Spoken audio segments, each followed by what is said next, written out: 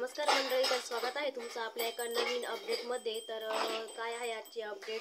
तर आजची अपडेट अशी आहे की सरासरी 2022 ते 2024 पर्यंतचा जो काही पीक विमा रखडलेला आहे तो आता सर्व शेतकऱ्यांच्या खात्यावरती लवकरच जमा केला जाणार आहे। तर त्यामध्ये काही जिल्हे सुद्धा ॲड केलेले होते आणि त्याच्यात काही जिल्हे वगळलेले सुद्धा होते। तर त्याचबरोबर शेतकरी सुद्धा काही पात्र होते तर काही अपात्र होते। तर कोणते शेतकरी पात्र आहे आणि कोणत्या जिल्ह्यातील शेतकरी पात्र आहे याची सविस्तर माहिती आज आपण आपल्या व्हिडिओच्या माध्यमातून घेणार आहोत। तर व्हिडिओ कुठे स्क्रिप्ट करू नका। चॅनलवर जर नवीन असाल तर असेच नवनवीन व्हिडिओ बघण्यासाठी चॅनलला सबस्क्राईब करा।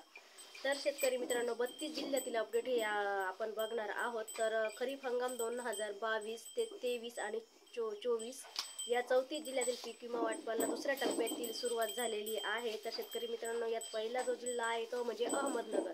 तर अहमदनगर जिल्ह्याचा जर आपण विचार केला तर अहमदनगर जिल्ह्यामध्ये सुद्धा 80,445 शेतकऱ्यांना खरीप हंगामातील पीक 2022 ते 23चा दुसरा हप्ता हा वितरित केला जाणार आहे। आणि त्यानंतर नाशिक जिल्ह्याचा जर आपण विचार केला तर नाशिक जिल्ह्यामध्ये सुद्धा 81,590 शेतकरी हे दुसऱ्या टप्प्यासाठी पात्र झालेले आहेत। त्यानंतरचा जो जिल्हा आहे तो म्हणजे चंद्रपूर। तर या चंद्रपूर जिल्ह्याचा जर आपण विचार केला तर या जिल्ह्यामध्ये सुद्धा सरासरी 9,625 क्लेम हे पीक विम्याच्या माध्यमातून पास करण्यात आलेले आहेत। त्याचबरोबर कोल्हापूर जिल्ह्यामध्ये सुद्धा पहिल्या टप्प्यामध्ये 288 शेतकऱ्यांना पीक विमा हा मिळालेला आहे आणि आता दुसऱ्या टप्प्यामध्ये सुद्धा 1,038 शेतकऱ्यांना पीक विमा हा मिळणार आहे। तर त्याचबरोबर त्यानंतरचा जो जिल्हा आहे पाचवा जिल्हा आणि तो म्हणजे जालना। तर जालना जिल्ह्याचा जर आपण विचार केला तर जालना जिल्ह्यामध्ये सुद्धा दुसऱ्या टप्प्यामध्ये सध्या 3,15,000 शेतकरी हे पात्र झालेले आहेत। आणि त्याचबरोबर या शेतकऱ्यांना सुद्धा लवकरच पीक विमा हा वितरित केला जाणार आहे अशी माहिती सुद्धा मुख्यमंत्र्यांच्या माध्यमातून देण्यात आलेली आहे। आणि त्यानंतरचा सहावा जो जिल्हा आहे तो म्हणजे गोंदिया। तर 916 शेतकरी या जिल्ह्यामध्ये सुद्धा पात्र केलेले आहे। आणि पुढचा जो जिल्हा आहे तो म्हणजे सोलापूर। आणि सोलापूर जिल्ह्याचा जर आपण विचार केला तर शेतकरी मित्रांनो, सोलापूर जिल्ह्यामध्ये सुद्धा सरासरी 1,83,591 शेतकरी हे पात्र झालेले आहे। आणि सोलापूर जिल्ह्यामध्ये बहुतांश शेतकरी हे पात्र झालेले आहेत।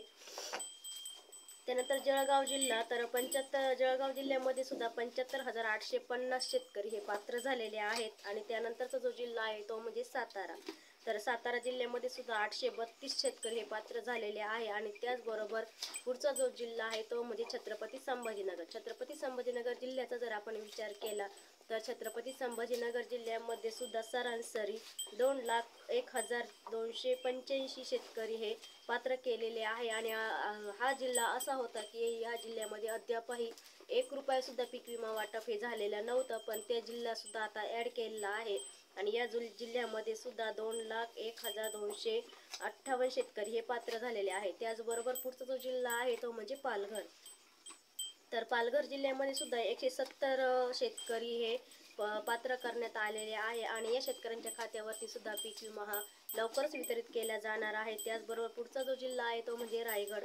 तर रायगड जिल्ह्यामध्ये सुद्धा 109 शेतकरी हे पात्र झालेले आहे। आणि त्याचबरोबर वाशिम जिल्ह्यामध्ये सुद्धा 1,65,689 शेतकरी हे पात्र झालेले आहेत। आणि त्याचबरोबर पुढचा जो जिल्हा आहे तो म्हणजे बुलढाणा। तर बुलढाणा जिल्ह्यामध्ये सुद्धा सरासरी 2,35,751 शेतकरी हे पात्र झालेले आहे। आणि या शेतकऱ्यांना सुद्धा लवकरच पीक विमा हा त्यांच्या खात्यावरती वितरित केला जाणार आहे। त्याचबरोबर पुढचा जो जिल्हा आहे तो म्हणजे नंदुरबार। तर नंदुरबार जिल्ह्याचा जर आपण विचार केला तर नंदुरबार जिल्ह्यामध्ये सुद्धा आता राज्य शासनाच्या आणि केंद्र शासनाच्या माध्यमातून हा पीक विमा जो आहे तो मंजूर करण्यात आलेला आहे। आणि या जिल्ह्यामध्ये सुद्धा 4,716 शेतकरी हे पात्र झालेले आहे। आणि त्याचबरोबर पुढचा जो जिल्हा आहे तो म्हणजे हिंगोली।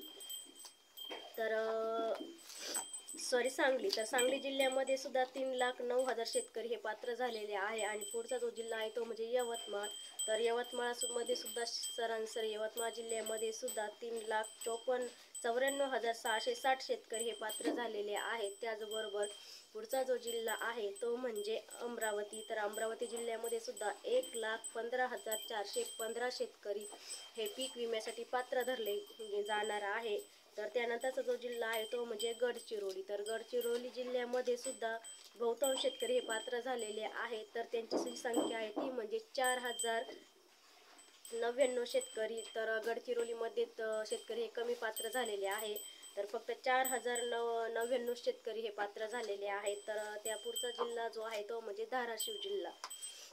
तर धाराशिव जिल्ह्यामध्ये सुद्धा 5,49,016 शेतकरी हे पात्र झालेले आहे आणि सर्वात जास्त शेतकरी धाराशिव जिल्ह्यामध्ये पात्र झालेले आहे.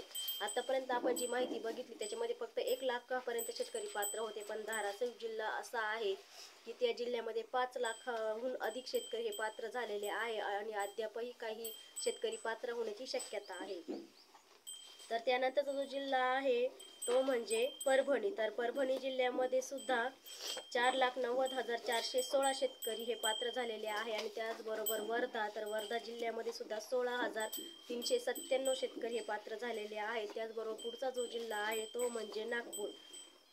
तर नागपूर जिल्ह्यामध्ये सुद्धा 13,087 शेतकरी हे पात्र झालेले आहे आणि त्याचबरोबर हिंगोली. तर हिंगोलीमध्ये सुद्धा 4,47,842 शेतकरी हे पात्र झालेले आहेत.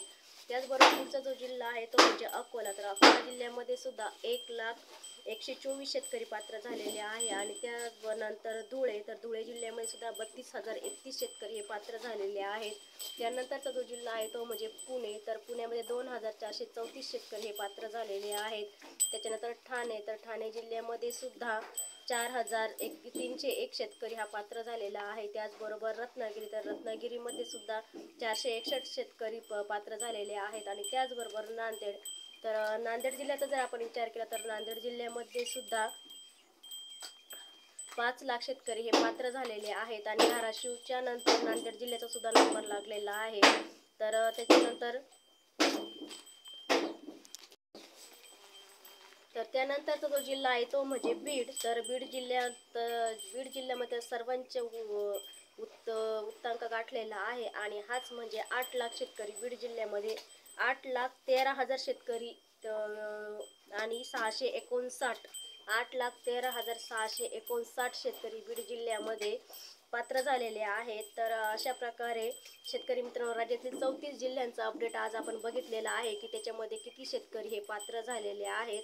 तर दुसऱ्या टप्प्यासाठी हे शेतकरी पात्र झालेले आहे आणि या दुसऱ्या टप्प्याचं वाटप सुद्धा लवकरच केलं जाणार आहे. तर शेतकरी मित्रांनो यामध्ये हेक्टरी जर आपण बघितलं तर हेक्टरी जिल्ह्यामध्ये 25% अग्रिमची पीक विमा हा दिला जाणार आहे आणि त्याचबरोबर तो कोणत्या पिकासाठी दिलेला जाणार आहे तर त्यामध्ये आहे सोयाबीन, कापूस, तूर, मूग, उडीद. तर काही जिल्ह्यांमधील कांदा या सर्व पिकांचा 25% अग्रिमचा पीक विमा हा दुसऱ्या टप्प्यामध्ये जमा केला जाणार आहे. तर यामध्ये सोयाबीनसाठी 5,500 रुपये 500 रुपये दिले जाणार आहेत. तर 20,000 पर्यंतचा पीक विमा हा शेतकऱ्यांच्या खात्यावरती येत्या 2 दिवसांमध्ये जमा केला जाणार आहे आणि इतर पिकांचा सुद्धा 4 ते 5,000 इतका जमा होणार आहे.